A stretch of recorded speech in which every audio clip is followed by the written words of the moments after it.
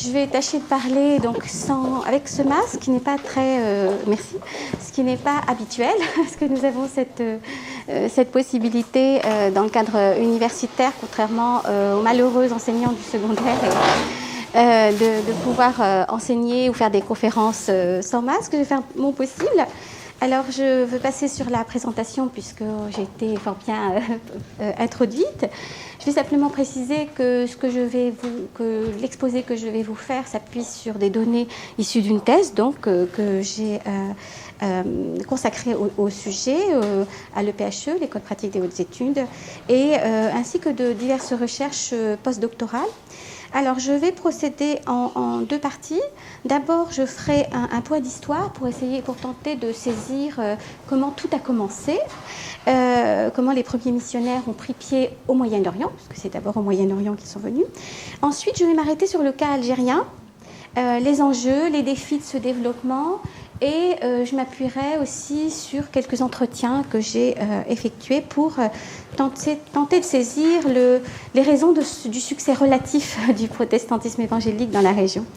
D'abord, puisqu'on parle du Moyen-Orient, pour donner quelques chiffres, il existe 1,5 million de protestants au Moyen-Orient, dont 250 000 en Égypte et à peu près 70 000 au Liban. C'est à minima, le chiffre minimum en Algérie est d'environ 50 000, mais j'y reviendrai tout à l'heure. Alors, le protestantisme évangélique connaît un essor spectaculaire à l'échelle mondiale, au point d'avoir reconfiguré des régions entières et des pays aussi différents que le Brésil, le Nigeria, la Corée du Sud. Et le monde musulman a constitué, aux yeux des missionnaires, jusqu'à aujourd'hui, l'une des aires culturelles les plus rétives à la pénétration évangélique. Et pour la doxa évangélique, l'islam, c'est la principale, sinon l'unique religion rivale du christianisme sur la scène eschatologique mondiale. Alors, on a tendance à penser que le protestantisme évangélique ou le protestantisme tout court est d'apparition récente au Moyen-Orient, ce qui n'est pas le cas, son histoire est beaucoup plus longue. Alors, c'est effectivement au début du XIXe siècle que les premiers missionnaires ont pris pied au Moyen-Orient, envoyés par l'ABCFM, c'est l'American Board of Commissioners for Foreign Missions, donc le bureau américain des missions étrangères. À cette époque, c'est la plus grande l'agence missionnaire internationale la plus importante.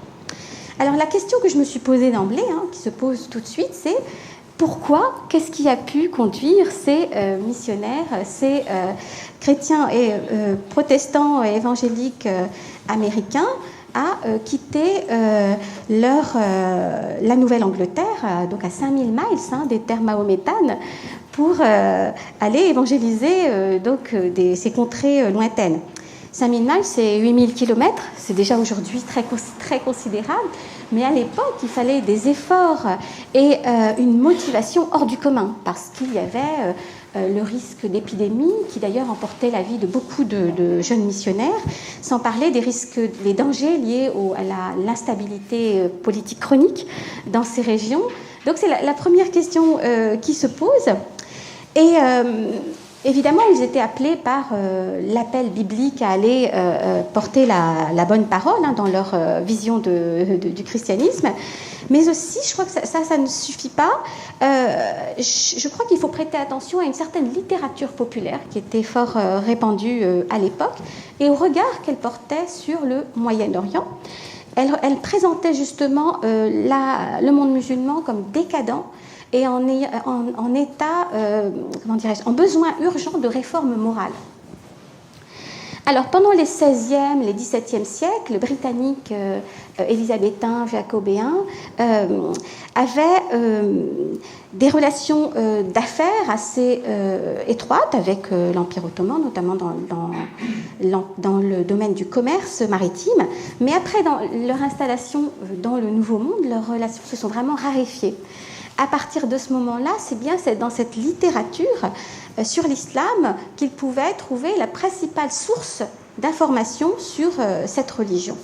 Il y avait par exemple des récits des prisonniers britanniques ou nord-américains qui étaient capturés par des pirates d'Afrique du Nord, les fameux barbaresques, mais aussi des livres, des sermons relatifs à l'islam qui étaient extrêmement répandus et très lus, contrairement à l'idée qu'on pourrait se faire aujourd'hui de cela. Et c'était donc une littérature qui adoptait un ton volontiers sensationnaliste et je dirais même férocement islamophobe dans la tonalité. Alors, un des exemples que je peux vous donner, c'est celui de Jonathan Edwards, qui est un très fameux théologien du XVIIIe siècle, qui plaçait l'islam et le catholicisme au même plan, qu'il considérait comme deux royaumes diaboliques qui s'opposaient au plan de Dieu.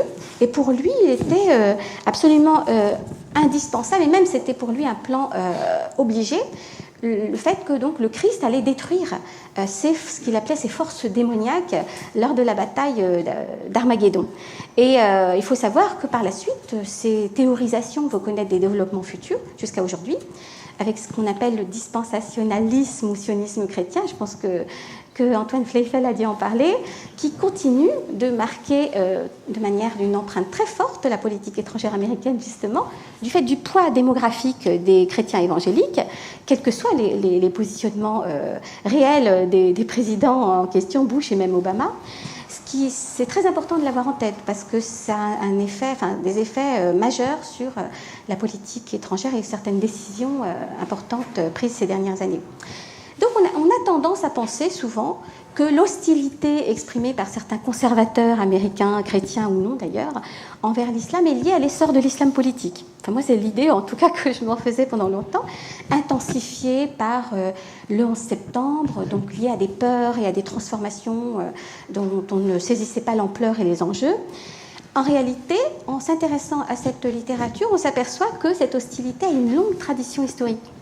Donc les chrétiens américains ou conservateurs pouvaient puiser dans ces thèmes majeurs qui se sont construits à travers les siècles.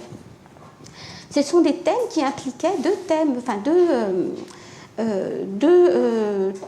sous-thèmes, je dirais, qui étaient particulièrement présents. C'était le fanatisme ancestral des musulmans et le traitement dégradant des femmes.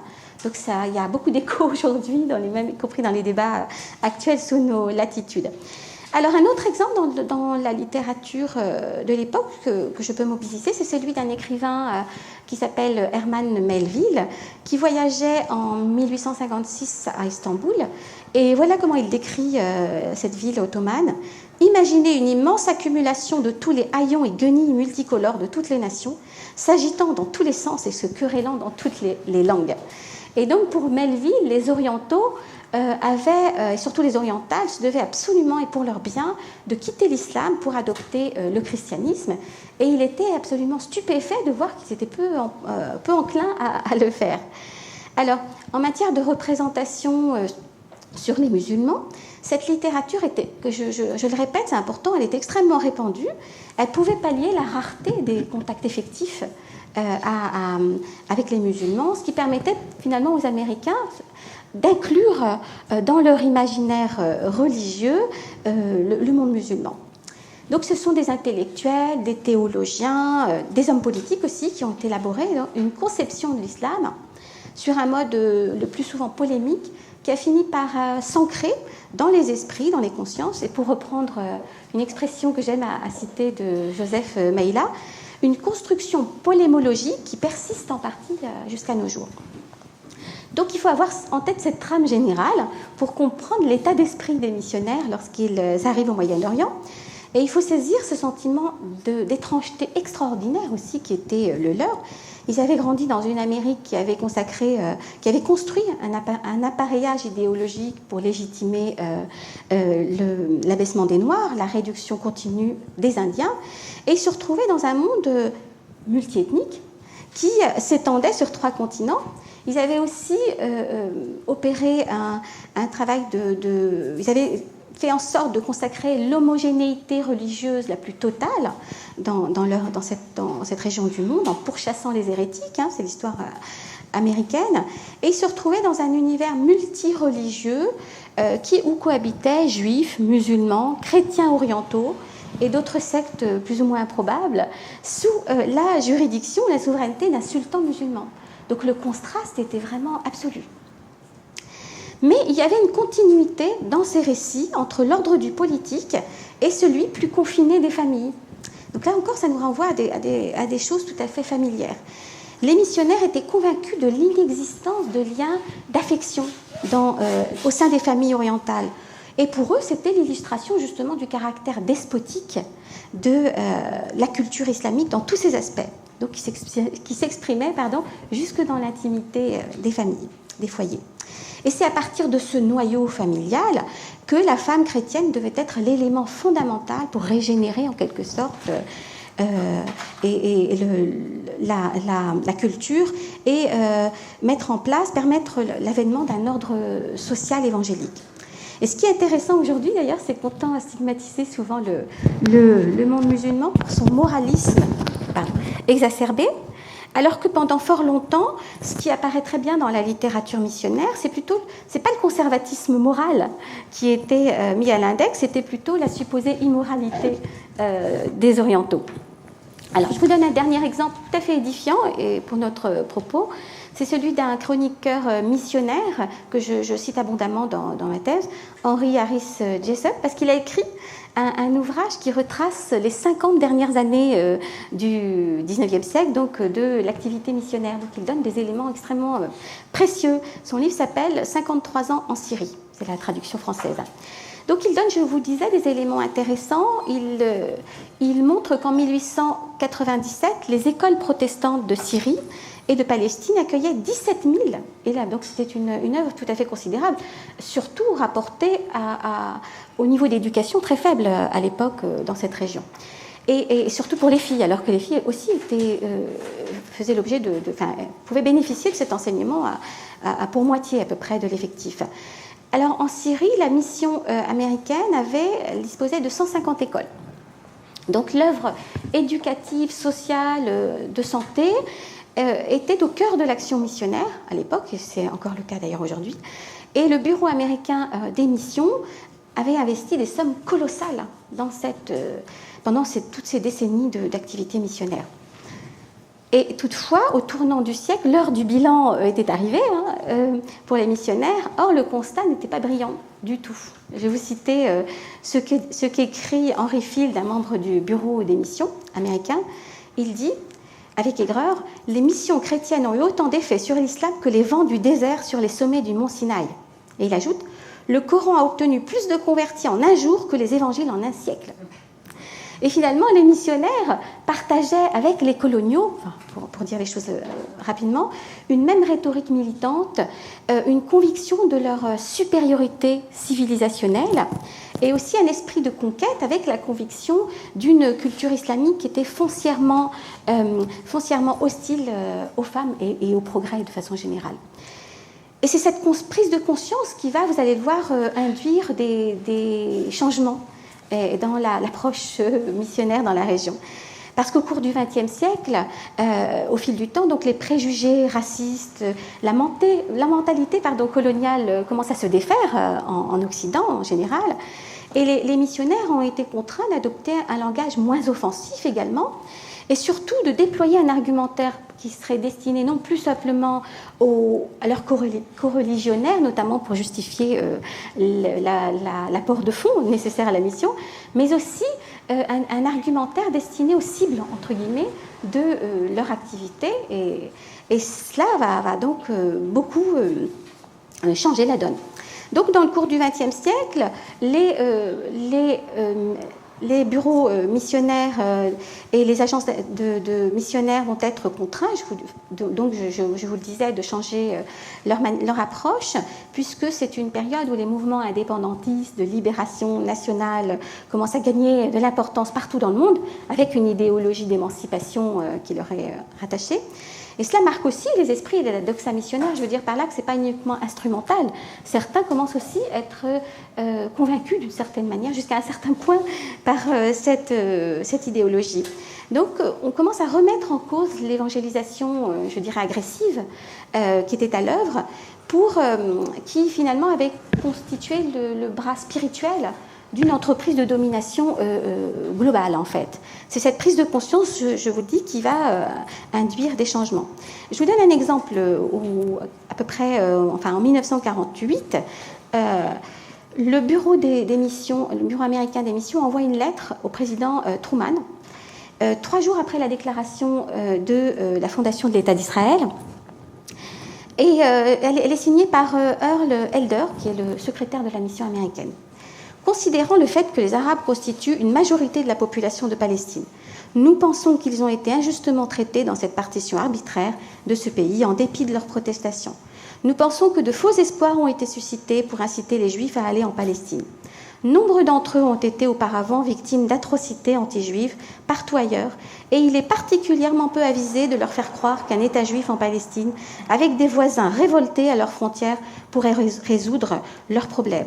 De fait, les presbytériens américains, pour beaucoup, étaient convaincus de cela. Ce n'est pas uniquement un procédé instrumental. Et malheureusement pour eux, ils continuaient à être vus comme, au même titre en fait par rapport à leur nationalité, si vous voulez, assimilés à leur nationalité, et de fait associés à la politique étrangère de leur pays d'origine. Alors, je vais vous citer une étude que je cite également dans mon ouvrage, qui est tout à fait édifiante, qui montre de manière très frappante cette vision-là. Donc on est là, je vous le disais, dans une ère de nationalisme arabe assez triomphant. Et c'est un ouvrage qui est paru en 1953, écrit par deux universitaires libanais musulmans. Alors il s'appelle « Évangélisation et colonialisme dans le monde arabe ». C'est la traduction en arabe « Al-Tabshir ou Al-Istirmar fi alam al-Arabi ». Alors il a connu plusieurs éditions, des traductions dans différentes langues. Alors il est signé de Mustapha Khalidi et Omar Farouk.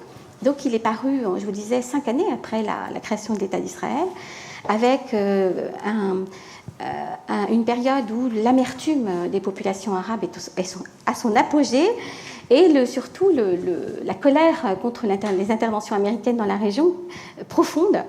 Et donc l'ouvrage assimile les missionnaires à des agents de l'impérialisme occidental qui travaillent à la destruction de la civilisation arabo-islamique. Et il conclut en expliquant que l'évangélisation chrétienne occidentale constituait un péril mortel pour les peuples d'Orient.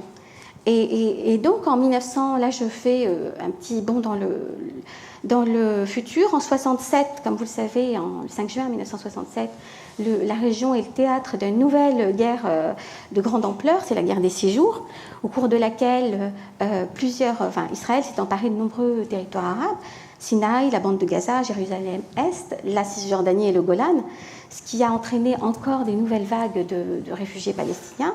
Et c'est une défaite vraiment apocalyptique pour le monde arabe. Et pour les missionnaires, c'est aussi un point de non-retour.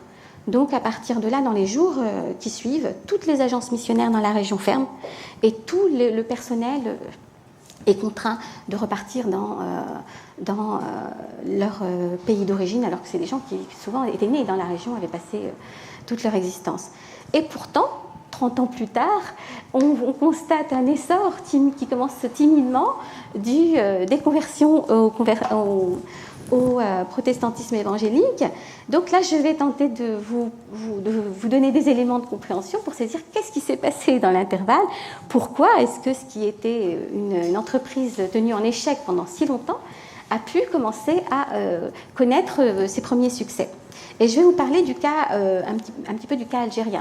Mais auparavant, il faut savoir qu'il n'existe plus ces grandes agences humanitaires, parce que je travaille actuellement sur l'humanitaire, pardonnez-moi, ces grandes organisations missionnaires qui exerçaient de façon monopolistique et qui disposaient vraiment de fonds colossaux aussi, comme la BCFM dont je vous ai parlé. Ce sont plutôt des organisations que je qualifierais de géantes qui sont enregistrées d'un point de vue administratif comme ONG, d'où mon lapsus, notamment aux États-Unis, et qui mobilisent des milliers de missionnaires à travers le monde. Donc, effectivement, l'ONG, on rattache souvent cela sous nos latitudes à l'activité humanitaire ou sociale, mais aux États-Unis, c'est beaucoup plus large. Les activités religieuses en tant que telles sont considérées comme pouvant être soutenues au titre d'une exonération d'impôts. Tout l'intérêt de s'enregistrer au titre de l'article, je crois que c'est 501C de la législation américaine qui régit donc le domaine associatif. Alors, par exemple, il existe deux ONG. Une première qui s'appelle Frontiers, qui pratique ce qu'on appelle le tent making. Je vais vous citer quelques phrases que j'ai trouvées sur leur site internet pour expliquer qu'est-ce qu'ils entendent par cette fabrication de tentes, pour traduire un peu le terme anglais, ça fait un peu moins joli en français. Donc le fondateur s'appelle Greg Livingstone, et voilà ce qu'il dit. Vous pouvez faire partie d'un personnel médical et travailler parmi les pauvres en zone rurale. Vous pouvez être professeur, architecte ou ingénieur, travailler dans une mégapole animée. Vous pouvez manifester des dons dans des domaines plus pratiques comme la charpenterie ou l'entretien automobile et communiquer vos connaissances à d'autres. Certains sont capables d'établir de petites entreprises, ce qui apporte des emplois et des compétences d'entrepreneurs à ceux qui en ont besoin. Il y a des possibilités infinies. Ça, c'est ma traduction. Donc Frontiers dispose de 200 équipes à travers le monde musulman, et particulièrement le monde arabe, dans 40 pays, et a des revenus annuels, bon ça date un petit de 3-4 ans, je crois, je n'ai pas songé à voir s'il y avait une évolution depuis, d'environ 30 millions de dollars consacrés donc à l'évangélisation du monde musulman. C'est une ONG donc très importante. C'est Frontiers, hein. Et il y a une autre ONG qui s'appelle Pioneers, qui rayonne dans le monde entier, qui disposait de plus de 55, je crois, millions de dollars, oui c'est ça, en 2015, et qui réunit 2400 missionnaires à travers le monde, qui travaille également beaucoup dans un projet d'implantation d'églises, le church planting, qui est encore une autre méthodologie, si je puis dire, qui est largement mise en œuvre. Alors ces ONG sont financés par des contributeurs et des donateurs individuels, des grandes églises, qu'on appelle surtout les méga-churches aux États-Unis, des entreprises et des fondations. Alors maintenant, je vais en venir au cas algérien, à titre d'illustration. Et je vais donc tenter d'évoquer, à travers le cas algérien, ce qui est à l'œuvre, ce qui se joue aujourd'hui, surtout que dans un contexte relativement hostile, a priori, les protestants sont parvenus finalement à fidéliser. Est-ce que c'est moi qui fais ça? Je ne sais pas. Alors j'ai fait un terrain à Tizi Ouzou, une des grandes villes algériennes, notamment de Kabylie, au sein de l'église, une église qui s'appelle le Plein Évangile, de 2014 à 2016, avec quelques petites incursions par la suite. Alors, dans l'analyse du phénomène évangélique en Algérie, je distingue deux périodes particulières. D'abord, de 2004 à 2010, un temps de confrontation avec des affaires judiciaires retentissantes.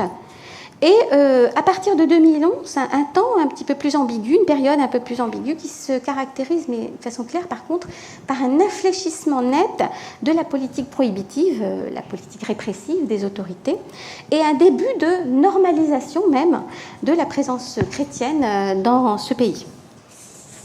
Alors bon, cette carte n'est pas spécialement très jolie, mais elle a le mérite de vous montrer de façon très globale un peu comment la disposition géographique des grandes villes algériennes, vous savez, qui sont donc concentrées dans le nord du pays par rapport à Alger. La Kabylie, c'est pas très très loin. C'est une région montagneuse, donc bordée par la mer Méditerranée, qui s'étend entre Alger et Constantine. Donc elle est aussi très, très étendue. Et la plus grande ville de toute la Kabylie, c'est Béjaïa, suivie de Tizi Ouzou. Alors, à partir des années 80, les missionnaires réfléchissent aux moyens d'évangéliser les personnes, donc on dit non atteintes, unreached people. Non, c'est pas là que j'ai. Non, je pensais avoir mis une indication sur ça, c'est pas le cas, c'est pas grave.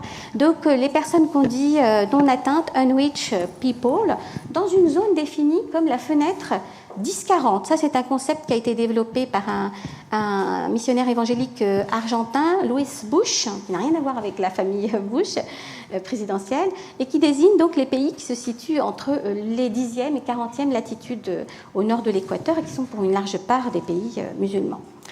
Alors, de nos jours, le protestantisme évangélique, il est reconnaissable à 4 caractéristiques importantes. La centralité de la Bible, qu'on appelle ici biblicisme, le crucicentrisme, c'est-à-dire le caractère essentiel de la crucifixion de Jésus, l'engagement militant dans la communauté chrétienne et surtout, bien sûr, la conversion. Alors, toutes les dénominations sont représentées en Algérie, avec en particulier une présence plus élevée, je crois, de la mouvance pentecôtiste, qu'on reconnaît par une expressivité effervescente, ce qu'on appelle les dons du Saint-Esprit, c'est-à-dire le parler en langue, glossolalie, une sorte de langage universel, mais aussi la capacité de guérison. Alors, au début des années 70, on compte seulement 200 à 300 convertis autochtones en Algérie. Donc un nombre très faible, dans le secret, la plupart ne se dévoilent pas. Et en dépit de la vague d'expulsion de missionnaires étrangers qui a été opérée dès l'indépendance en Algérie, parce que bien sûr la configuration est un peu différente du cas du Moyen-Orient que je vous ai exposé tout à l'heure, mais après l'indépendance algérienne, donc les missionnaires doivent partir, doivent faire leur bagage et partir, pour la plupart d'entre eux, c'est ce qu'ils vont faire. Progressivement, les quelques centaines vont devenir des milliers. Et aujourd'hui, on évalue leur nombre à environ 50 000. Bon, il y a des chiffres qui sont un petit peu plus élevés, mais je vais rester sur ce chiffre minimal. Dans les années 80, je vous le disais, les expulsions de missionnaires s'accélèrent. Et j'ai voulu savoir pourquoi, brusquement, les années 80, alors que bon, l'indépendance, c'est en 1962. Et on m'a expliqué qu'en fait, ça coïncide avec le début des fichiers informatisés de douane. C'est-à-dire qu'en fait, où les missionnaires faisaient l'objet de fiches dans un espèce de dossier noir, si vous voulez, un listing de personnes interdites de présence sur le territoire algérien. Mais quand l'informatique n'existait pas, le temps que votre fiche remonte au service de police, vous aviez le temps de venir en Algérie, de faire tout ce que vous vouliez, de repartir dans votre pays. Et là, on s'apercevait que vous aviez mis les pieds dans le pays. Maintenant, avec l'informatisation des fichiers, dès qu'un missionnaire arrivait sur le territoire algérien, le douanier, enfin l'employé de la douane pouvait trouver immédiatement son nom sur une liste noire et le renvoyer dans son pays. Alors aujourd'hui, je vous le disais, c'est à peu près 50 000. Alors je crois que... Non, je ne suis pas encore là. Très bien.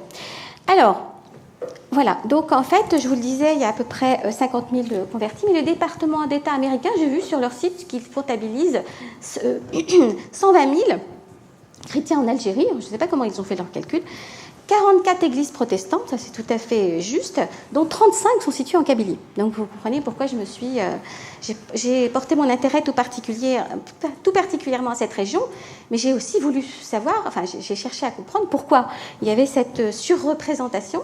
Et là, il est nécessaire là, de faire un tout petit point d'histoire. Alors, le protestantisme a pris pied en Algérie au moment donc, de la conquête, au début très, très timidement, en 1830. Et à cette époque, l'Algérie, elle était peuplée de seulement 3 millions de personnes qui se répartissaient dans un territoire gigantesque. Et la Kabylie, c'était le premier espace d'installation. Et pour comprendre pourquoi les missionnaires ont décidé de s'installer, français ou américains ont décidé de s'installer particulièrement, ou britanniques, dans cette région, il faut citer, je crois, ce que des historiens appellent le mythe kabyle, qui prétendait distinguer de façon radicale les berbérophones et les arabophones en Algérie. Alors, il faut noter tout de suite que des différences existaient bel et bien, mais ce sont les jugements moraux attachés de façon arbitraire à ces différences qui, elles, étaient fantasmatiques et peuvent être qualifiées de mythiques. Et c'est ce que démontrent très bien les travaux de Patricia Lorcine, historienne américaine, et Karima Diresh, qui ont travaillé sur la question.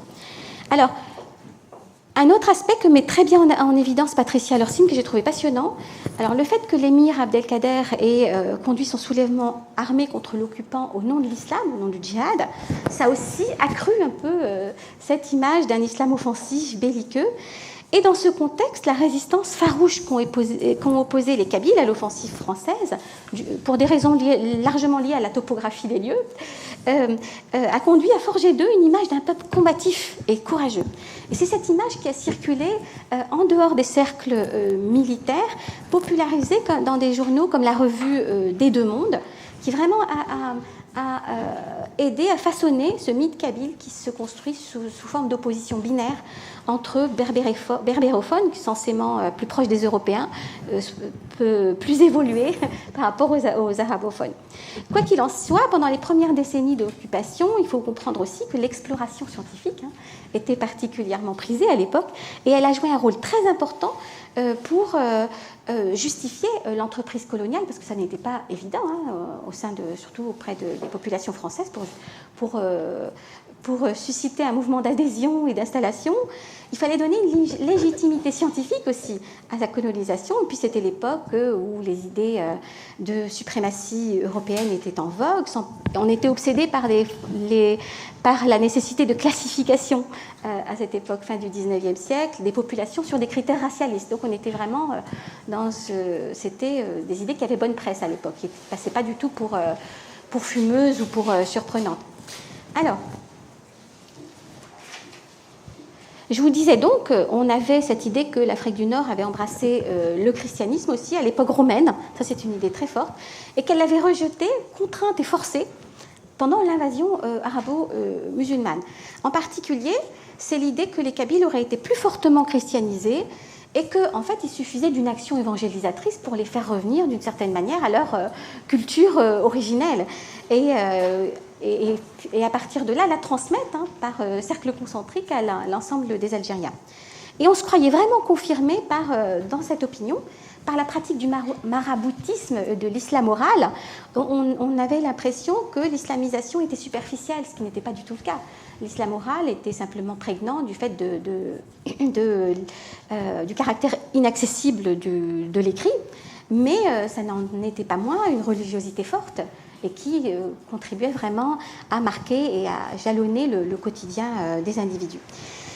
Et là, excusez-moi, je vous ai cité des ouvrages de référence, Kamel Chechua ou Gilbert Meignet, qui vraiment mettent en évidence l'ampleur de la pénétration de l'islam dans les régions berbérophones. Ils disent même que la Kabylie ou les Aurès étaient les moins christianisés à une certaine époque.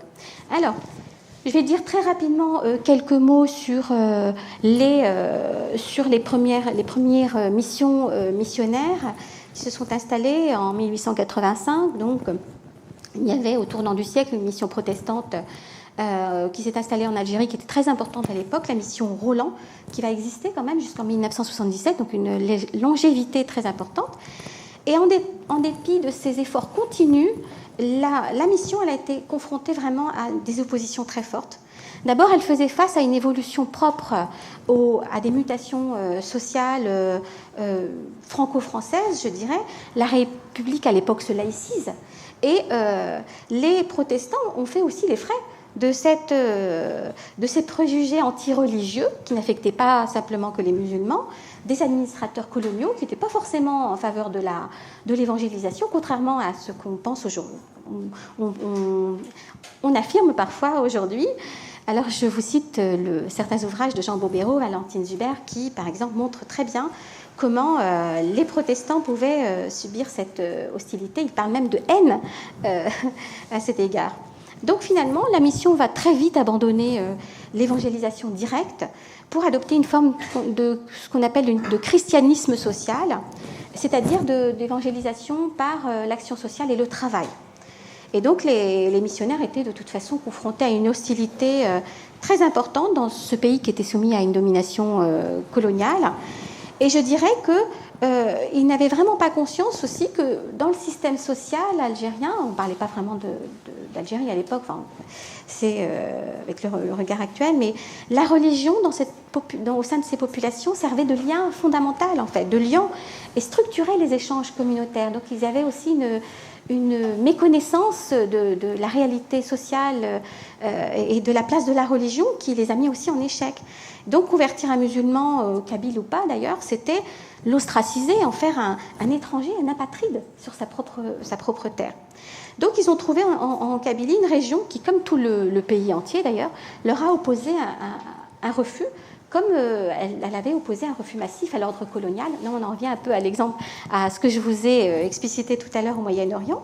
Et il y a l'ouvrage, je vous renvoie simplement à l'ouvrage de Daniel Rivet, qui vraiment a des pages étonnantes et tout à fait remarquables, où il montre cette atmosphère étrange qui régnait entre deux populations, colons et autochtones, qui se croisaient, mais sans jamais se rencontrer. Alors, c'est le rejet viscéral, finalement, du colonisateur qui a été plus fort que tout, et des frustrations extrêmes qui étaient à peine tempérées par l'attente messianique du Messie, le Mahdi, qui devait permettre à l'islam de triompher de ses envahisseurs. Donc, il y avait en Algérie vraiment cette croyance viscérale, cette crainte viscérale, de la perte de soi, de son identité, ce qui explique en fait que pendant des décennies, la plupart d'entre eux vont même refuser, ce que j'ai appris d'ailleurs en lisant Daniel Rivet, refuser délibérément d'inscrire, de scolariser leurs enfants dans les écoles françaises, qu'elles soient religieuses ou laïques, de peur, parce qu'ils préféraient finalement, d'une certaine manière, l'ignorance à l'assimilation. Si bien que les écoles franco-françaises, pas plus que autant que les écoles religieuses ou coloniales, n'ont pas connu beaucoup de succès. Par exemple, c'est un aspect qui m'avait beaucoup marqué, les indigènes, comme on les appelait, à l'époque, refusaient de bénéficier de l'offre médicale. Et c'est la raison de ce refus que j'ai trouvé tout à fait édifiante. Ils sacrifiaient une croyance répandue à l'époque, une légende, on pourrait dire, qui laissait entendre que le roumi pouvait leur inoculer une substance dans leur organisme qui les ferait devenir chrétiens. Donc vous voyez, c'est cet aspect viscéral, vraiment presque inscrit dans la corporéité, et moi je trouve qu'il est très très fort et très édifiant. Alors, finalement, comme au Moyen-Orient, on peut dire que le colonialisme a été le plus grand soutien involontaire au maintien de l'islam et à l'attachement des populations autochtones à un ordre culturel qu'ils voulaient immuable. Alors, ce retour dans l'histoire peut aussi nous faire comprendre pourquoi le débat sur les conversions est aussi passionnel en Algérie. Donc, ça peut sembler excessif par rapport au nombre relativement réduit de personnes rapportées à la population algérienne, près de 40 millions de personnes. Donc, même si on retenait le chiffre de 120 000, ça semble assez peu justifié de tel émoi. Il faut comprendre que, finalement, pour beaucoup d'Algériens, se revendiquer d'une autre religion que l'islam, même s'ils ne sont pas croyants au sens propre du mot, ça bouleverse une psychologie collective aussi et des fidélités primordiales des individus. Et ça questionne aussi l'ordonnancement de la vie sociale dans ses aspects juridiques, religieux aussi et politiques. Alors maintenant, j'en viens au présent. Je vous disais à peu près 50 000 membres, le chiffre minimal. Le christianisme connaît vraiment un essor continu, bien au-delà même de la Kabylie.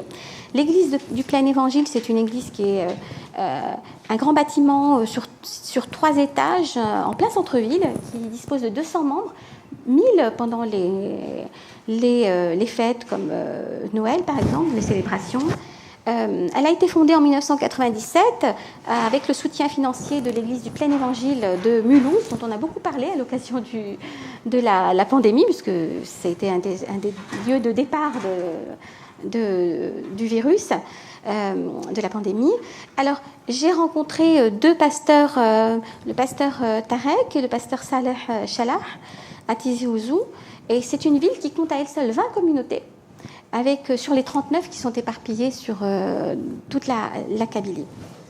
Alors, je vais dire quelques mots sur la manière dont les nouveaux chrétiens ont joué ce que j'appelle, excusez-moi, pas tout de suite, ce que j'appelle les critères de véridiction de l'État algérien pour arriver à se faire accepter. Je trouve que c'est tout à fait intéressant.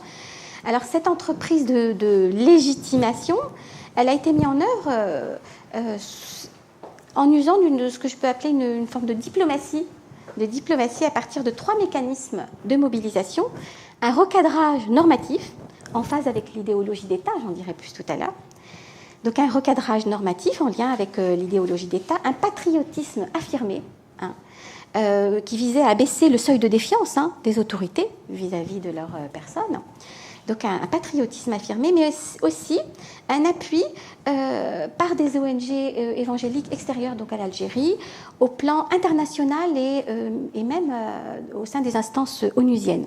Si j'ai le temps, j'en dirai aussi quelques mots. Alors, l'Algérie, c'est un pays où 98% de la population se réclame de l'islam, qui est aussi la religion d'État. Donc, les autorités avaient parfaitement conscience, dès le départ de la reprise, si je puis dire, de ce phénomène d'évangélisation. La donne a commencé à changer en 2004 à l'occasion de campagnes de presse très virulentes, passionnelles, qui ont vraiment saturé l'espace médiatique en faisant pression en fait, sur les autorités qui laissaient un petit peu faire jusqu'à présent. Alors ça c'est ma propre explication, vous êtes juge de sa pertinence ou pas, mais on est 1 an après l'invasion l'invasion américaine en Irak, qui a provoqué une onde de choc et qui a été précisément vue comme de nature chrétienne, parce que légitimée par un certain nombre d'acteurs de ce point de vue-là.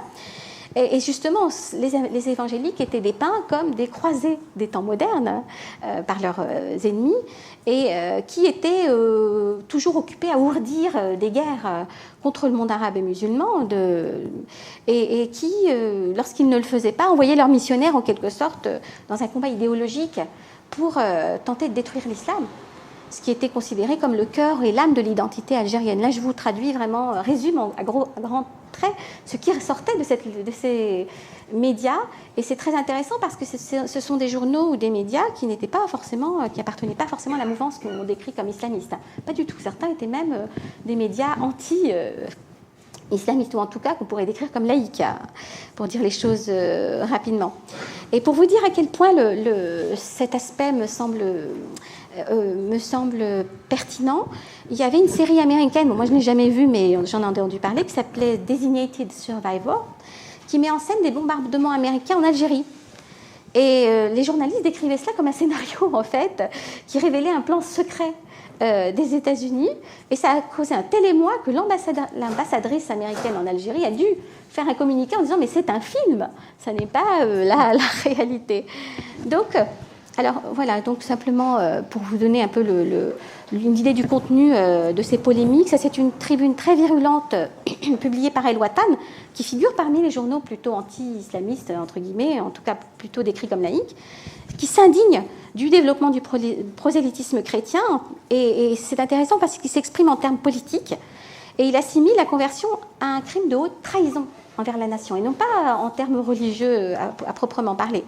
Il termine en disant une entreprise que même les plus dévoués des croisés, que sont Lavigerie et Père Valois, n'ont jamais réussi à faire aboutir en Algérie, en dépit de tous les efforts logistiques mis à leur disposition lors de la conquête de l'Algérie en 1830. La conversion et la transformation de centaines de mosquées en églises, ou tout simplement en amas de pierre, n'ont pas fait avancer d'un iota leur projet de christianisation. Vous voyez un peu le poids de l'histoire dans la manière dont c'était reçu. Alors, j'avance un petit peu. Une loi a été adoptée le 20 mars 2006, qui est votée par le Parlement algérien, qui interdit le prosélytisme et la pratique de tout culte en dehors de l'islam, autre que l'islam, en dehors des édifices religieux autorisés. Ça, c'est pour discriminer entre protestants, entre évangéliques et catholiques qui étaient légitimement, d'après le pouvoir algérien, installés en Algérie. Donc en fait, à partir de 2008, l'État algérien commence à fermer des dizaines de chapelles en Algérie. Il y a une affaire qui a fait grand bruit, c'est celle de Dabiba Kouider, qui était interpellée à Tiaret avec des Bibles dans un sac à dos. Et elle a été condamnée à 3 ans de prison ferme pour prosélytisme en 2008. Mais finalement, le tribunal a décidé de surseoir à son verdict sous la pression d'organisations de défense des droits de l'homme en Algérie. Alors, donc je vous le disais tout à l'heure, l'islam c'est la religion de 98,5% des Algériens. Et cette loi qui interdit le prosélytisme, en fait, le paradoxe, c'est qu'elle elle donne un cadre légal finalement au protestantisme algérien, puisqu'elle parle de lieux qui ne bénéficieraient pas d'une autorisation en bonne et due forme. Donc ça laisse entendre que ça pourrait se faire. Et je vais évoquer le rôle très important de Mustapha Krim, qui est l'ancien président de l'Église protestante d'Algérie, qui a été remplacé ensuite par Mahmoud Haddad. Pour aller vite, je décris l'Église protestante d'Algérie par le sigle EPA. Alors, l'historienne Karima Diresh, entre autres, a montré aussi le poids des médias, je vous le disais, dans l'offensive médiatique, dans cette évolution, qui ont vraiment encouragé la loi prohibitive contre les évangéliques. Ils ont joué vraiment un rôle important dans cette confrontation, mais aussi réceptacle et de caisse de résonance des polémiques. Par exemple, l'ancien ministre des Affaires religieuses et des Waqf, Bouabdallah Glamala, s'est illustré par un positionnement hostile vis-à-vis des convertis, où il assimile même l'évangélisation au terrorisme. Donc, ce qui, en Algérie, qui a vécu les années noires, c'est vraiment un terme, une expression très forte. Et il s'exprimait là dans le journal L'Expression, et il dit donc: je compare l'évangélisation avec le terrorisme, etc. Ils viennent pour créer des minorités, ce qui donnerait à des pays étrangers un prétexte pour interférer dans nos affaires internes pour, entre guillemets, protéger les minorités. Donc en fait, il fait allusion à mot couvert aux capitulations de l'Empire ottoman qui avait permis aux grandes puissances européennes, notamment à la France, de disposer d'un pouvoir dit de protection sur les chrétiens occidentaux, qui était, c'est vrai, à l'époque en tout cas, un prétexte aussi d'ingérence dans les affaires ottomanes. C'est pour ça que c'est très important de revenir sur l'histoire pour voir un peu, pour constater un peu les effets de long terme sur les psychologies collectives. Donc, en fait, en contrepoint aussi, il y a quand même dans ces médias, ce qui n'est pas toujours très évoqué par les chercheurs que je vous ai cités tout à l'heure, il y a aussi une offensive médiatique de plus faible ampleur, à bas bruit, je dirais, des chrétiens évangéliques qui s'expriment de manière très ouverte. Par exemple, Mustapha Kriresh, qui est un pasteur de l'Église Tafat à Tizi Ouzou, qui dit: l'Algérie tout entière deviendra chrétienne. Et il publie un communiqué à cet égard. Alors, je vais vous dire quelques mots sur les convertis, à partir de quelques exemples, pour évoquer les arguments qui ressortent des entretiens que j'ai menés. Alors déjà, il y a deux profils qui m'ont semblé émerger. D'abord, le profil de gens plutôt jeunes, avec une moyenne d'âge de 18-35 ans, je pourrais dire, ouverts sur le monde, et qui aspirent à une spiritualité en phase avec avec certaines modernités dans les modes de communication, avec j'en parlerai tout à l'heure. Et également une autre population un peu plus âgée, d'âge moyen, je dirais, 35-55 ans, qui assiste plutôt au culte en famille et qui sont un petit peu plus comment dirais-je, qui sont souvent convertis, le mari et la femme et leurs enfants, et qui sont un peu plus installés en quelque sorte. Alors, par exemple, j'ai rencontré une jeune femme qui s'appelle Nadia, qui a 25 ans, et qui était éloignée de sa famille. Et elle me dit: ici, j'ai trouvé une vraie famille, la tolérance, le respect, l'affection, tout ce qu'une famille doit apporter. Et elle précisait que cette nouvelle famille, symbolique, ne décide pas pour elle de sa destinée. Donc là, c'est un message qui illustre en fait une évolution importante en Algérie, qui est en but à des mutations sociales rapides, une ascension aussi continue des femmes dans la société algérienne. Elle constitue 65% des diplômés de l'université. Et en même temps, une érosion des structures traditionnelles avec une montée des individualismes.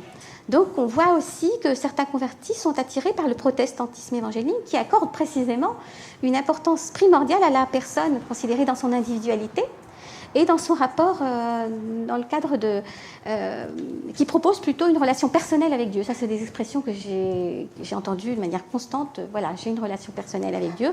Et cela, bien sûr, en contradiction avec l'islam, qui est censé offrir un mode de religiosité essentiellement communautaire. Voilà, alors je vais un petit peu accélérer. Alors évidemment, la conversion, si elle est assumée, elle peut concourir aussi à une fragilisation des relations familiales. Et c'est pour cela qu'on peut considérer dans ce contexte la communauté chrétienne qu'on retrouve comme une communauté de substitution. Et alors là, dans ce cadre, les liens noués par la foi commune remplacent ceux les liens organiques, en quelque sorte, de la parenté. Alors là, il y a un aspect très important sur lequel je voudrais insister. L'Église, ce n'est pas simplement un espace de culte, l'Église protestante évangélique, c'est un espace multifonction, je dirais, qui propose des départements qu'on appelle des ministères, spécialisés pour toutes les catégories. Donc ça peut être les enfants, les jeunes, les femmes, les étudiants, les sportifs aussi, des activités sportives. Donc chaque personne, homme, femme, quel que soit son âge, peut trouver sa place. Et ceux qui sont dépourvus d'activité professionnelle, ce qui est fréquent en Algérie, peuvent aussi trouver une activité, une reconnaissance sociale et d'un point de vue aussi peut-être plus prosaïque, acquérir des compétences qui peuvent être par la suite converties c'est le cas de le dire, en tout cas mobilisées dans le cadre d'une activité professionnelle. C'est une ouverture au monde aussi qui est très importante dans le cadre des stages d'évangélisation. Ils ne sont pas appelés comme cela, mais c'est un peu la réalité. Moi, j'ai rencontré des jeunes femmes, par exemple, une jeune femme qui devait partir au Brésil. Alors, vous imaginez, en Algérie, pour avoir un visa juste pour aller de l'autre côté de la Méditerranée, c'est très compliqué. Et elle est partie au Brésil. Et elle me disait, avec vraiment des lumières, vraiment des étoiles dans les yeux, qu'elle envisageait de partir en Inde. Et c'était pour elle quelque chose d'extraordinaire grâce à l'appui de ces organisations évangéliques qui ont des liens forts avec leurs différentes ambassades et qui disposent vraiment des possibilités tout à fait étendues dans ce domaine. Alors je vais terminer, c'est un dernier aspect en 5 minutes si vous m'y autorisez. Alors d'abord juste 2 mots sur un aspect important, parce que là je vous ai parlé des femmes parce qu'elles constituent à peu près 70% des convertis. Donc les femmes mettent souvent en avant la place des femmes en islam. Mais ça, c'est aussi un aspect qu'il faut prendre avec avec des pincettes. Pour illustrer cela, je vous citerai un entretien que j'ai eu avec Mahmoud Haddad, le président de l'Église protestante d'Algérie, pour savoir s'il pensait de la possibilité de l'accessibilité la possibilité qu'une femme devienne pasteur. Et il me dit, d'un point de vue doctrinal et biblique, et cela s'applique aussi pour le ministère, la femme ne doit pas prendre autorité sur l'homme, comme au foyer. C'est un ordre établi par Dieu. Ève a été tirée de la côte d'Adam pour Adam, n'est-ce pas? Et pas l'inverse. C'est normal, il faut une tête dirigeante pour toute la société. Si l'homme et la femme dirigent, ça ne peut pas fonctionner. Toutefois, ne vous méprenez pas, on ne dit pas que les femmes sont inférieures. Il y a beaucoup de femmes dans les ministères pour enseigner aux enfants, s'occuper des femmes, préparer les jeunes filles pour le mariage. Mais l'enseignement doctrinal revient à l'homme. Donc on voit ici qu'il faut faire attention avec certaines prises de position de ces femmes-là, même si elles sont effectivement dans une stratégie d'élévation ou d'émancipation, elles sont aussi partie prenante d'un certain état d'esprit conservateur qu'elles ne remettent guère en question. Par contre, un aspect très important aussi, c'est que dans un contexte de tension matrimoniale, l'Église évangélique a aussi cette fonction de mettre en lien les individus. Et dans la société algérienne, on sait que le contrôle social échoit essentiellement aux femmes. C'est assez caractéristique, je dirais, des sociétés méditerranéennes traditionnelles. Mais la différence ici, c'est que le contrôle social échoue également aux hommes, c'est-à-dire que l'Église exerce un contrôle disciplinaire sur les hommes, notamment dans le cadre d'hommes qui seraient... qui ne se comporteraient pas selon les critères de moralité acceptables. Donc, et là, ça permet vraiment aux femmes de disposer d'un plus grand pouvoir sur le devenir de leur famille. Et ça, c'est aussi un élément de compréhension aussi qui peut expliquer le fait qu'il y ait des femmes qui se convertissent dans une proportion un peu plus grande. Alors, je vais donc terminer en évoquant ce que je vous ai dit tout à l'heure, c'est-à-dire le tournant qui est à l'œuvre dans les relations entre les protestants et le pouvoir algérien, avec une reconnaissance de l'EPA qui intervient en 2011 avec toutes les communautés qui lui sont rattachées. Et pour comprendre un relatif adoucissement qui semblait un peu étonnant, eu égard à la loi mise en œuvre en 2006 et également à tout ce qui s'en est ensuivi. Tout à l'heure, je ne vous avais pas parlé, mais le pasteur Hugh Johnson, qui est un ancien président de l'EPA, un Américain, qui avait passé 45 ans dans le pays, a été victime aussi de la loi de 2006, puisqu'il a dû partir en Algérie en 2008. Alors, je dirais que je vous disais que les médias ont joué un rôle majeur dans la stigmatisation des protestants évangéliques, mais aussi dans la dénonciation des excès répressifs du pouvoir. Donc on a vu à l'œuvre à la fois des médias salafistes qui étaient plutôt hostiles au développement évangélique, mais aussi des chaînes satellitaires qui se faisaient l'écho des mobilisation chrétienne, et le rôle des médias mainstream est vraiment à considérer parce que El Watan, par exemple, a opéré un virage intéressant face à la réaction liberticide des autorités, avec une mobilisation de journalistes, d'intellectuels contre l'arrestation de chrétiens, etc. Quant aux protestants eux-mêmes, aux responsables d'église, ils ont aussi opéré un virage dans une direction loyaliste pour faire pièce au procès d'étrangeté et donc d'illégitimité, en multipliant les déclarations nationalistes en faveur du pouvoir, en soutenant même parfois la politique, je dirais, de l'État en faveur d'une restriction des débits d'alcool, etc. Donc il s'agissait là mais il ne faut pas avoir en tête qu'il s'agissait simplement de rassurer les autorités sans avoir de revendications pour autant. C'est-à-dire qu'ils n'ont jamais mis sous le boisseau leurs revendications et ils se sont également appuyés sur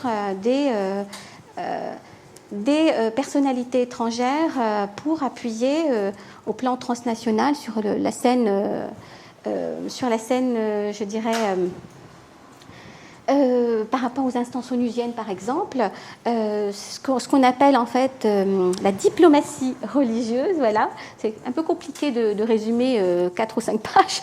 Donc, ils se sont appuyés sur de nombreuses personnalités politiques et religieuses étrangères pour faire pression sur le pouvoir algérien, tout en, je vous le disais, confortant le pouvoir dans la politique qu'ils mettent en œuvre, ce qui fait qu'ils ont pu obtenir des avantages en échange donc de cette affirmation de loyauté. Pour conclure, je dirais que le gouvernement algérien a la possibilité de mobiliser tour à tour les articles contraignants de la loi de 2006 pour brider les libertés religieuses, mais aussi convoquer la nouvelle constitution de 2016 qui affirme la nécessité de liberté religieuse. Il semble en tout cas peu probable qu'il puisse mettre drastiquement en cause les avancées indéniables de ces dernières années, qui confèrent aux chrétiens algériens une situation plus enviable que celle de ceux des pays voisins, en même temps qu'elle tendent à acclimater petit à petit les Algériens à une réalité sociale qui, il y a peu, semblait tellement insolite, la présence d'un christianisme autochtone durablement implanté. Voilà, je vous remercie.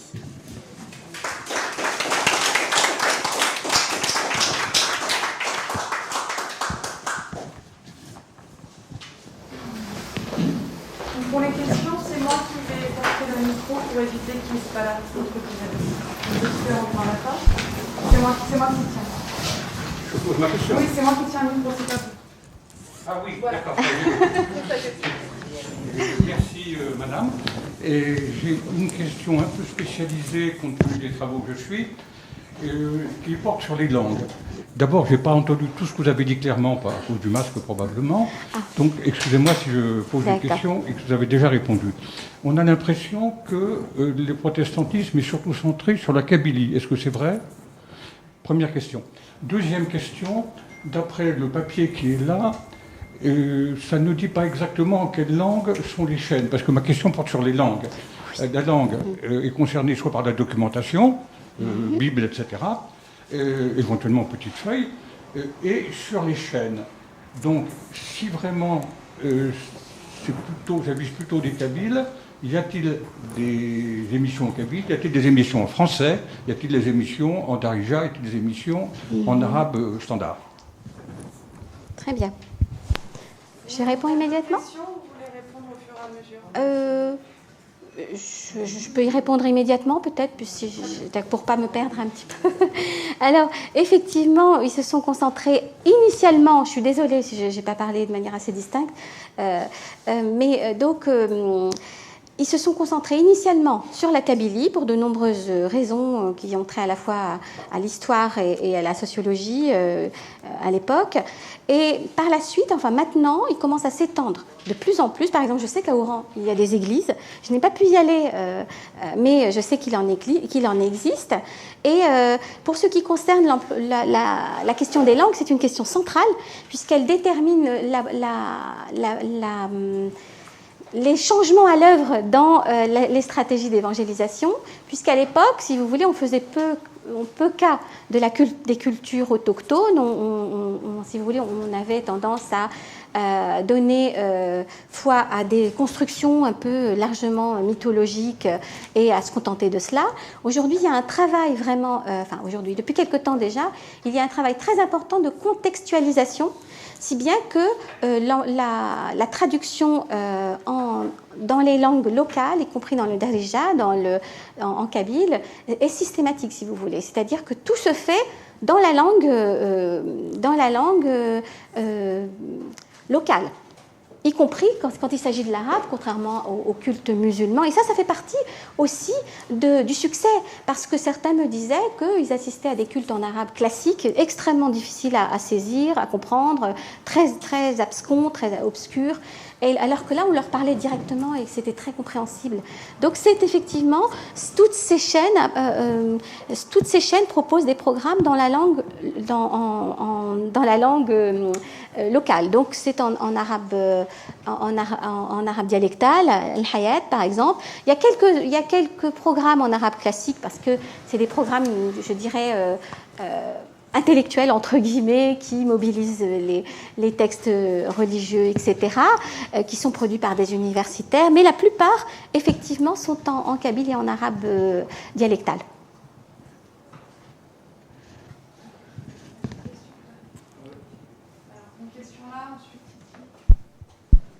C'est pas tout à fait une question, mais disons quelques commentaires par rapport à ce que vous avez dit.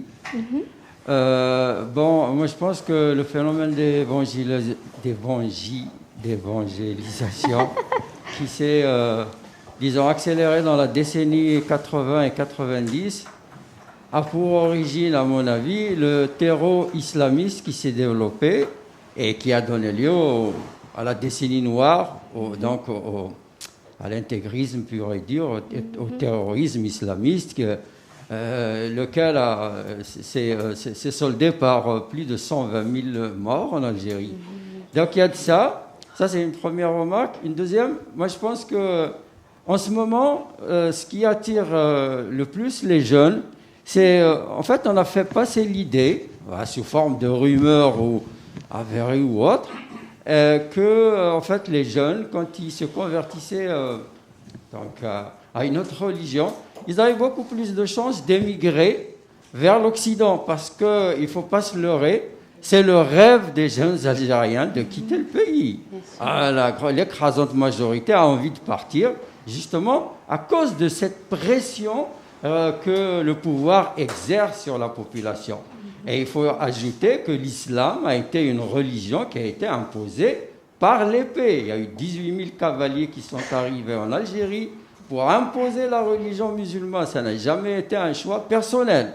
Et ça, on ne le dit pas suffisamment. Voilà mes remarques.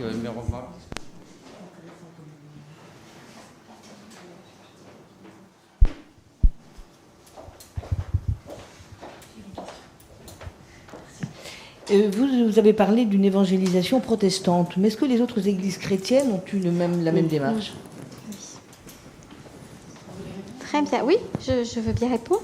Alors, effectivement, juste deux mots, si vous me le permettez, sur ce que le monsieur a dit. Je ne vais pas entrer dans toute la discussion sur la manière dont l'islam s'est imposé dans la région, mais si c'était uniquement par les armes, ça n'aurait pas eu cette imprégnation. Il y a des travaux très, très, très intéressants qui montrent que c'était aussi une religion qui était parfaitement en phase avec, avec la culture autochtone.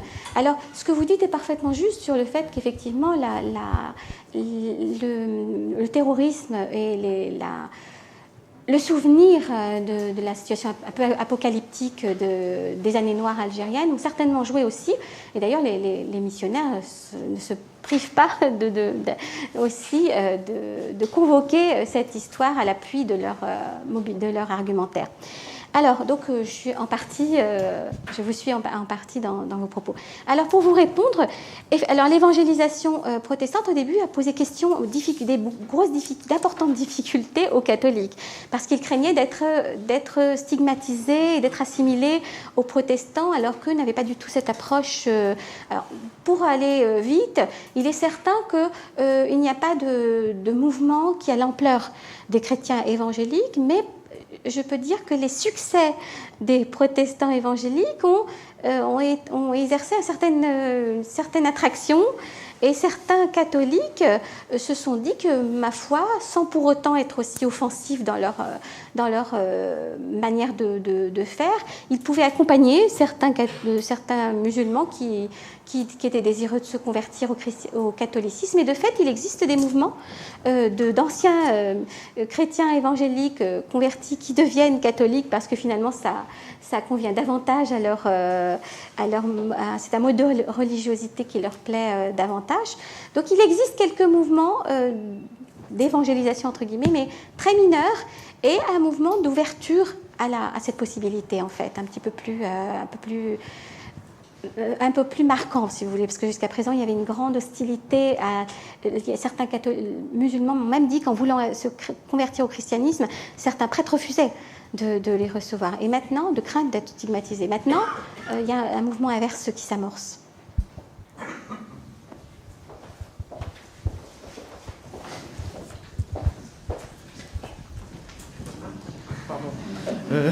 Excusez-moi, je n'avais pas compris. Déjà, merci pour votre exposé. J'avais deux questions, en fait, un peu plus d'arrière-plan historique. Déjà, vous avez mentionné qu'au XVIIIe siècle, il y avait, c'était blanc-bonnet, bonnet blanc, catholicisme et islam, vu comme quelque chose de démoniaque dans le monde anglo-saxon. Moi, je me demande si ce n'est pas quelque chose qui remonte directement d'une certaine phraséologie protestante qui remonterait même à Luther, parce que j'ai l'impression que Luther fait la même chose en parlant des Turcs et des catholiques au XVIe siècle. Donc je me demandais s'il n'y avait pas une filiation qui était beaucoup plus ancienne.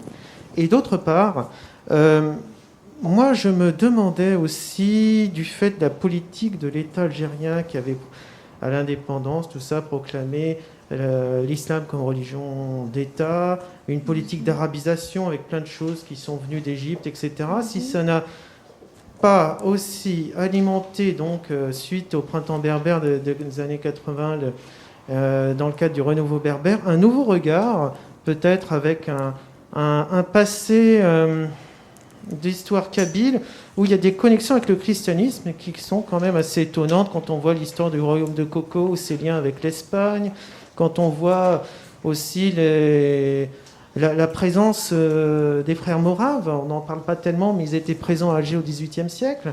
Je me demande s'il n'y a pas aussi toute une reconstruction, une réappropriation historique faite par les Kabyles, notamment quand ils deviennent chrétiens. Et du coup, est-ce qu'il n'y a pas quelque chose aussi qui participe à l'implantation solide du protestantisme, du fait d'une réappropriation historique par les convertis? Remarque très intéressante. Je vous en remercie. Alors, premièrement, l'aspect historique, absolument, elle a l'anticatholicisme d'une tradition extrêmement ancienne. Et il part, si vous voulez, de l'histoire protestante, qui est quand même précisément un mouvement de rupture avec le catholicisme. Donc, évidemment, il y a cette histoire très ancienne, et puis aussi l'idée que les catholiques sont tout simplement sur le mauvais chemin. Donc il y a une sorte d'exclusivisme chez les protestants évangéliques qui n'admettent pas forcément une autre lecture sur la Bible, donc ils considèrent très clairement, pour beaucoup d'ailleurs, que ce sont des gens égarés. Simplement, là, dans l'optique il n'y a pas vraiment d'objet à s'opposer aux catholiques, puisque là, on est plutôt dans une stratégie de conquête spirituelle des terres musulmanes. Mais oui, absolument, il y avait cette... Et puis même cette assimilation de l'islam au catholicisme, il y a de très nombreuses récurrences dans toute l'histoire chrétienne. D'ailleurs, beaucoup au cours du XVIIIe siècle, dans l'Amérique naissante, là, ça faisait partie, il y a eu toute une tradition, si vous voulez, de rupture par rapport et de critique du catholicisme, adossée vraiment à cette vision générale d'un double fourvoiement, si vous voulez, c'est-à-dire qu'on les met vraiment dos à dos. Alors, pour ce qui concerne la deuxième question, qui est très intéressante, moi je suis partie dans cette idée. Je suis partie dans l'idée que, qu'il y avait peut-être un éloignement de l'islam favorisé par ce militantisme ou cette culture protestataire liée à l'histoire kabyle de cette mobilisation pour une reconnaissance culturelle, linguistique, etc. Bien sûr, cela joue. Mais pas tant que cela, parce que on peut être, comment dirais-je, attaché à sa culture berbérophone ou berbère, tout en étant férocement musulman. Je vous rappelle que tous les émirs du GIA, pour la plupart, venaient de Kabylie. Donc c'est vrai, et en même temps, il faut nuancer cet aspect-là, enfin la plupart.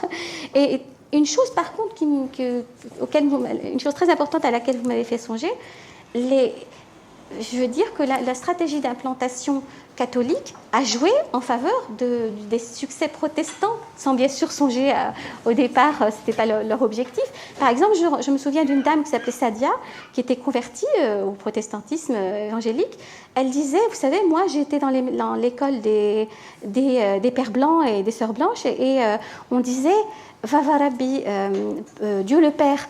Donc, si vous voulez, ça participe à rendre la rupture moins sévère parce qu'il y avait déjà une imprégnation du christianisme dans la culture locale. Et le dernier point, si vous me permettez, c'est le fait que, justement, le pouvoir algérien, c'est pas tellement la politique d'arabisation, parce que je trouve qu'on s'en mêle un peu les pinceaux dans il est assez logique qu'il y ait une politique de réhabilitation de la langue arabe après l'indépendance.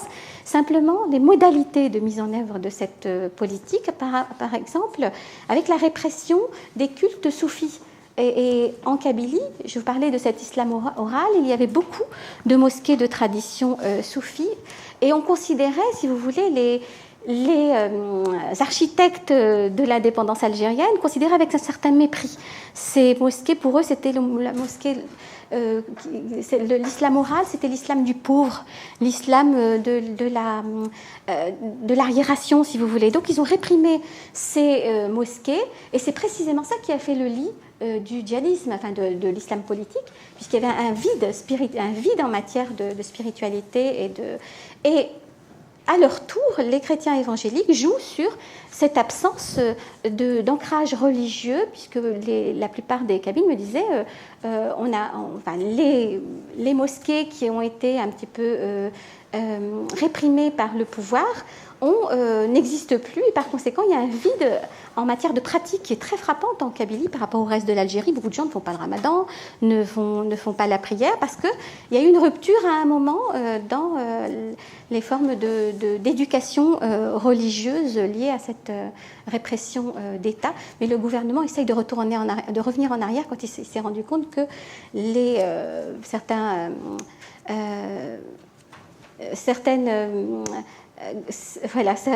prédicateurs issus de l'islam politique avaient vraiment profité de ce vide pour pouvoir s'implanter en Kabylie. À partir de ce moment-là, ils ont fait volte-face. Et maintenant, ils font des congrès en faveur du soufisme, de l'islam oral, qui est inscrit dans la tradition algérienne, etc. Donc il y a vraiment un retour en arrière radical à cet égard. On va prendre une dernière question ici. Moi, j'ai deux questions au sujet du profil des convertis.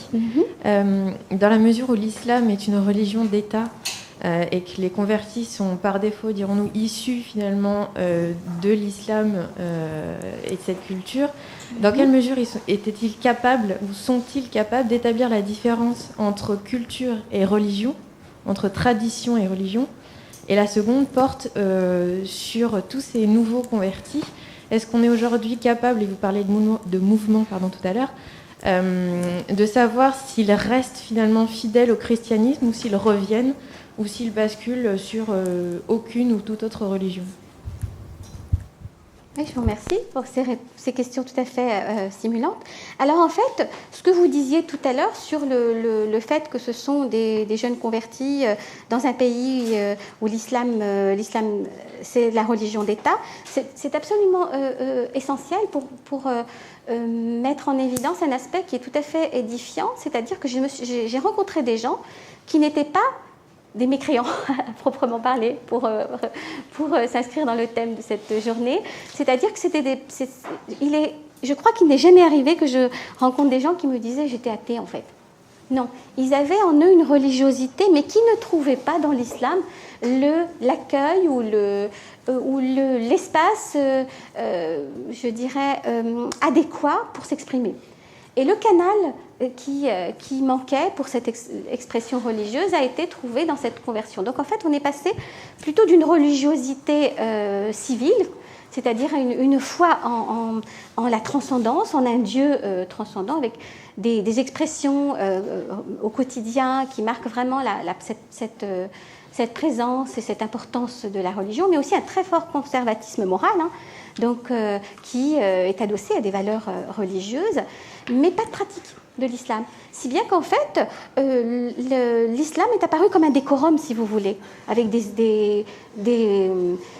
finalement, comme vous le dites très fort bien, assimilé à une tradition, mais pas forcément une spiritualité.